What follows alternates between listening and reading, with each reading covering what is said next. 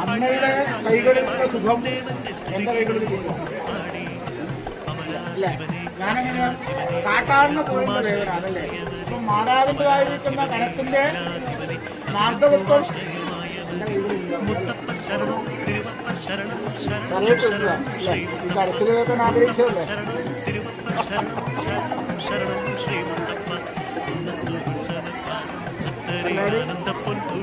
പക്ഷീണാബലമാകാശം മത്സ്യാന ഉദകംബലം ദുർബലസ്യ ബലം രാജ ബാലാന രോദനം ബലം എന്നല്ലേ? അല്ലേ?